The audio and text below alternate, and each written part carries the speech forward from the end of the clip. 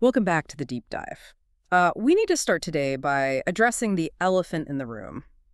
Or, well, rather, the elephant in the hospital waiting room, I Oh, guess. right. Yeah. Which one is that? It's the impossible math problem. The equation that basically keeps healthcare administrators awake at night and, drives clinicians to the brink of quitting. It's that massive tension between we are bleeding money and we are burning out our people. Yeah. That is, I mean, it is the defining conflict of the decade. Arguably, it's the defining conflict of modern healthcare as a whole. Right, because on one side you have hospital systems that are absolutely desperate to increase margins. They are operating on these razor-thin edges. But on the other side, you have this clinical workforce that is, well, hemorrhaging is the polite word. It's a full-on crisis. Burnout is at an all-time high right now. Hmm. Retention is just a nightmare. And usually, when leadership tries to fix one side of this equation, they completely break the other. Exactly, like you cut costs to save the Yeah, to budget. destroy morale. Right, you spend heavily to staff up, you taint the bond rating. It just feels like the zero-sum game where everyone ends up losing. Which is exactly why the document we're digging into today is so refreshing.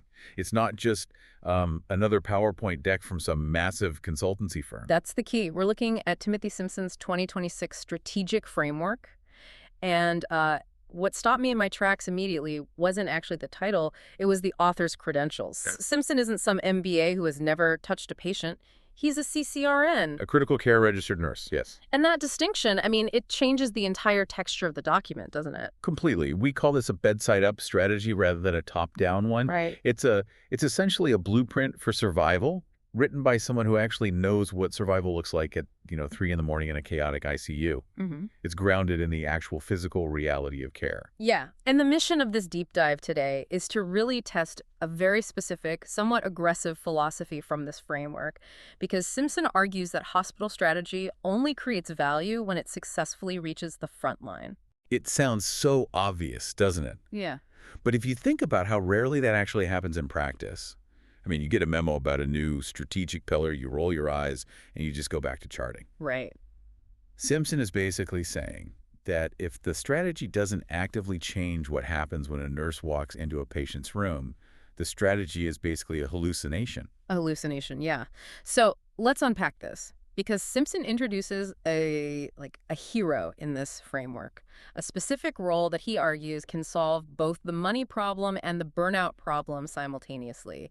He calls it the stat nurse. And we really need to be very clear right off the bat here, because I can already hear the nurses listening, rolling their eyes. This isn't just a charge nurse with a cooler title. Right, And yeah. it's definitely not just a float pool nurse who gets dumped into the absolute worst assignment of the day. So what exactly is it then? The stat nurse is described in the framework as a rapid deployment force.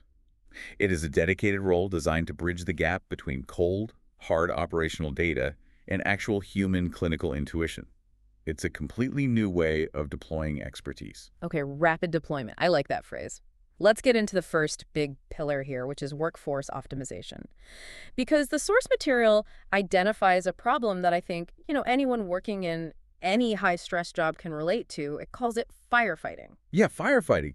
That is the default management style in most hospitals today. Yeah. It is entirely reactive. So a crisis happens, say a unit gets slammed with admissions, 3 nurses call out sick, patient acuity spikes, and then, only then, does management react. A scramble. They scramble, they panic, they offer crisis pay. It's essentially management by adrenaline. Exactly.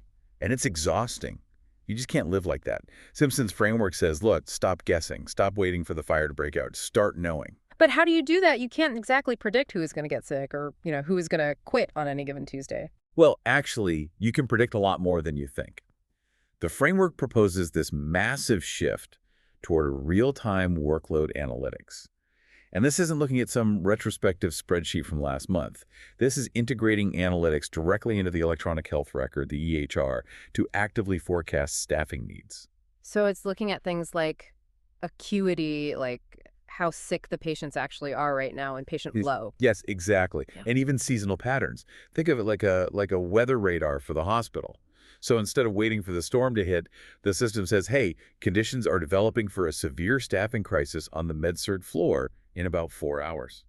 Okay, so you have a weather radar, that's great, but knowing a hurricane is coming doesn't actually stop your house from getting blown down. You still have to do something about it. Precisely. Data without action is really just anxiety. That is where the stat nurse comes in. They are the execution arm of that data. The framework specifically describes them as using ICU-level critical thinking and situational triage. So the system flags a potential bottleneck in the emergency department, or maybe a surge in acuity on a specific floor, and the stat nurse, what do they do? Just parachute in? Essentially, yes. They are a floating resource, but they aren't there to just take a standard patient assignment and put their head down for 12 hours. They are there to support the unit before the crisis actually escalates. Can you give me a specific example of that? Because support is a pretty vague word. Sure, absolutely. Imagine you are a relatively new nurse on a busy general medical floor. You have 5 patients. One of them starts looking really shaky, not code blue dying, but they're breathing a little fast, they're looking pale, their pressure is soft, you're overwhelmed, and you're scared. That is a very, very lonely feeling. It's terrifying. Now, in the old model, you basically drown until you have to call a code. Yeah. But in this new model, the data flags the patient's trending vitals. The stat nurse, who is a seasoned critical care expert, walks onto the unit. And they don't just take over and push you aside. They stand right next to you. I think the source mentions they mentor teams on evidence-based stabilization strategies, right? They show you exactly how to stabilize that patient in real time. They help you intervene early so that patient does not end up crashing and needing an ICU bed. They actively prevent the escalation. So you're preventing the ICU admission, which obviously saves the hospital a ton of money and saves the patient a lot of trauma, but you're also doing something incredibly valuable for that junior nurse. You're teaching them. You're building resilience. You're fundamentally taking the fear out of the shift. And the framework pairs this operational support with actual recovery programs too, like peer debriefing, flexible scheduling, and mental health days. Yeah. But the core everyday intervention is that you are never truly alone with a crumbling patient. Okay, I buy the workforce part. You stop the bleeding, you support the staff. But here's where I get a little skeptical, and I think a lot of our listeners will too. We have to talk about the money. Ah, the financial pivot. Right. Usually when you hear the words nurse and finance in the same sentence, it's an administrator telling nurses they use too many gloves. Exactly. But Simpson really turns this on its head. He introduces the stat nurse as a clinical financial translator. I love this concept so much. But you're right, it immediately triggers a reflex. Nurses didn't get into nursing to worry about billing codes. No, not at all. So how does this not feel like selling out to the administration? How does a bedside nurse control the bottom line without compromising patient care? It really comes down to a leadership lesson that's cited directly in the text, which is control what you can control. The framework argues that hospitals lose millions of dollars every year, not because the care was bad, but because the translation of that care into data was imperfect. Okay, let's get into the weeds here a bit. How does a stat nurse actually fix this? Walk us through the mechanics. Let's look at revenue preservation first. It's all about intercepting what they call coding gaps. Coding gaps. Break that down for me. Okay, so a patient comes in with pneumonia. That's the primary headline. But they also happen to have underlying heart failure, maybe some malnutrition, and maybe a pressure ulcer is just starting to form. A really busy floor nurse might just chart the pneumonia interventions because that's the acute fire they are actively fighting. So the final bill just goes out for simple pneumonia. Right. But the hospital actually spent considerable resources treating a complex, multi-system patient. If the documentation doesn't accurately reflect the severity of the illness, the actual medical necessity, the hospital only gets paid a fraction of what the care genuinely cost to deliver. So the hospital is basically doing all this extra necessary work for free just because the paperwork wasn't specific enough. Exactly. And a stat nurse who has that broad, deep ICU experience can glance at the chart and say, hey, we are actively treating this heart failure with diuretics, but it's not documented as an active, addressed problem. Let's update that before the patient leaves. They ensure the revenue matches the reality of the care provided. So they aren't upcoding or, making things up to cheat the system. They are just making sure the hospital actually gets credit for the legitimate work it's doing. Correct. It's simply about accuracy and preserving earned revenue. And then there is the other side of it, which is utilization. That's about resources, right? Yes. It's ensuring correct order utilization. Yeah. Are we ordering daily metabolic labs that we don't actually need anymore? Are we keeping a patient in a bed just because we're waiting on a routine MRI or a specialist consult? Ah, the classic discharge bottleneck. This is huge for margins. If a patient is medically ready to go home at 10 in the morning, but they don't actually leave until 6 in the evening because nobody had the time to arrange the transport or track down the doctor for the final signature. That is an expensive bed that just sat empty of clinical value for 8 hours. And meanwhile, there's a patient down in the ER waiting for that exact bed. And the stat nurse kind of greases those skids. They facilitate it, yeah. They chase the signature, they coordinate with the transport team, they actively impact the length of stay. This connects perfectly back to what you said earlier about that impossible equation. By doing this, by having a highly respected clinical expert smoothing out these financial and operational processes, you protect the margins from the inside out. Right. And here is the real so what for the listener today. By protecting the margins this way, the hospital doesn't have to resort to aggressive cost cutting. You don't have to lay off support staff. You don't have to dangerously increase nurse-to-patient ratios. You save money by being highly efficient, not by being cheap. That is a massive distinction to make. You're using clinical excellence to drive financial health, rather than sacrificing clinical excellence just to save a buck. It creates a virtuous cycle. Better finances mean you can actually invest more in the workforce, which leads to better retention, which then leads to even better efficiency. But of course, you know none of this happens in a vacuum. We have to talk about the tools involved. In 2026, you really can't have a serious strategy document without the letters A and I appearing somewhere. The double-edged sword of healthcare tech. Seriously. I feel like every single time a hospital introduces a shiny new solution, the frontline staff just groans. Because it usually just means more clicking, more screens to navigate, and ultimately more time away from the actual patient. The friction point there is very real. The framework actually quotes Brian Croft on this specific issue. He says, "Get out of your office and walk the halls." Which is pretty much polite code for if you actually had to use this clunky software yourself, you would throw the computer out the window. Pretty much, yeah. Simpson acknowledges that tech often complicates care rather than helping it.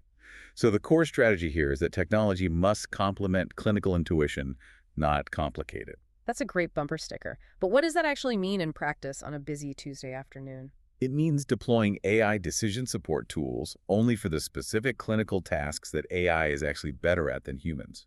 Things like early sepsis identification or checking complex medication safety or prioritizing critical patients in a massive queue. Okay, but we've had sepsis alerts in the EHR for years now, and usually they trigger on literally everyone who has a mild fever or ran up the stairs. It's just alert fatigue. Nurses just click ignore because if everything is a red alert emergency, nothing is. That is exactly the historical problem Simpson is addressing here. And it's where the stat nurse steps in yet again. In this framework, they function as the implementation leader and the adoption champion for these tools. So they aren't just IT support walking around telling you to reboot your workstation. No, definitely not. They are clinicians, first and foremost. If an AI tool is suddenly flagging a patient for sepsis, the stat nurse is right there to help the bedside nurse interpret that digital signal.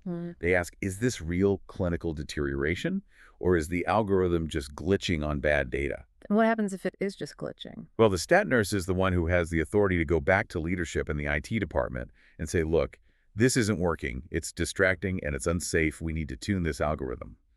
They act as the bridge between the innovation team and the messy reality of the bedside. The source material also mentions involving frontline nurses in process design committees. Yes, which is crucial. It empowers the people who actually do the physical work to shape the tools they are forced to use daily. It stops the technology from being something that just happens to you and makes it something that actually works for you. It really seems like the recurring theme here across all these pillars is connection. Connecting data to physical action, connecting clinical care to finance, connecting the new tech to the end user. It is entirely about connection, yes. But here's the catch. You can't have meaningful connection if your organization is just fundamentally chaotic. If you're trying to do 100 different strategic things at once, you're going to do all of them poorly. Which leads us perfectly to the cultural aspect of Simpson's framework. He talks about something called the narrowing, which honestly sounds a bit like something a horror movie villain would say right before locking the doors. It does have that ominous ring to it, doesn't it? But in this context, it's an absolute lifesaver. It directly addresses the problem of organizational overload. Hospitals are just notorious for initiative stacking. Oh, yeah, like this month we are fixing sepsis and patient satisfaction scores and fall rates and we're updating uniform policies and, oh, we're changing the cafeteria menu. And the end result of all that is a just deafening noise. The framework quotes Matthew Timmons here, emphasizing a narrowed focus on fewer, deeply impactful priorities. They call it the rule of three, right? The rule of three, exactly. The idea is to identify only 3 measurable enterprise priorities each quarter. That's it. Hmm. So maybe for Q1, it's solely sepsis, bundle compliance, throughput efficiency, and staff satisfaction. And what happens to everything else on the wish list? Elimination. The framework explicitly mentions the absolute need to eliminate non-essential projects that just drain bandwidth and morale. That has to be absolute music to the ears of anyone working on the floor. Just hearing leadership say, we're going to formally stop doing the stuff that doesn't actually matter. It's incredibly powerful. It tells the staff, we value your energy and we aren't going to waste it on vanity projects. It fundamentally signals respect. And how does this approach build that culture of trust the source talks about? Because, trust is really hard to earn back once an institution has lost it. It builds it through shared governance. The framework proposes creating these tight clusters between clinical, administrative, and financial staff to problem solve openly together. So you actually get the hospital CFO and a night shift ICU nurse in the same room. Yes, you build active feedback loops. They use patient and staff surveys that are analyzed bi-monthly, paired with real-time dashboarding, and you make that feedback highly visible. If the staff says, hey, this admission process is broken, they need to see that leadership actually heard them and is actively fixing it. And Timothy Simpson himself, and by extension this whole stat nurse role we've been talking about, is described as the trusted connector in all this. The trusted connector. Their job is translating lofty leadership initiatives into tangible bedside support. It's about making sure that when leadership says, we're going to achieve goal X, the stat nurse is physically there on the floor to help make X happen, not just demand that it happens while sitting in an office. It sounds like it really transforms the bedside nurse from a passive recipient of corporate strategy, like a victim of the latest memo, into an active, empowered participant in the hospital's actual survival. That is the ultimate key shift here. It respects the intellect and the capability of the nursing workforce. It treats them as vital partners in the business of healthcare, not just labor costs on a spreadsheet. So bringing this all together, we started today with this idea of a blueprint for survival. And I really think it holds up to that title. This framework takes isolated, panicked crisis management, that constant firefighting, and transforms it into a strategic, proactive system. We've got 3 main pillars here to recap for the listener before we go. Number 1, advancing margins, but importantly, not by cutting heads, but through operational excellence and that clinical financial translation. Number 2, protecting wellness through intelligent workload management. Using data to accurately predict the storm before it hits so your staff isn't constantly drowning. And number 3, improving patient safety through frontline-enabled execution, making sure the right care happens at the right time with tools that actually make sense. And binding that entire structure together is this stat nurse role. They are agile, they are empowered, and they are sitting right at the critical intersection of all these competing demands. It's a genuinely compelling vision for 2026. It really makes you wonder why we aren't just doing this everywhere already. Well, change is hard. Institutional inertia is incredibly powerful. But the cost of not changing, the severe burnout, the massive financial losses, it's getting way too high to ignore. The status quo is simply too expensive to maintain. Absolutely. So as we wrap up today's deep dive, we want to leave you with a thought to chew on. This framework is brilliant on paper. It checks all the boxes we've been talking about, but here is the critical question you need to ask yourself.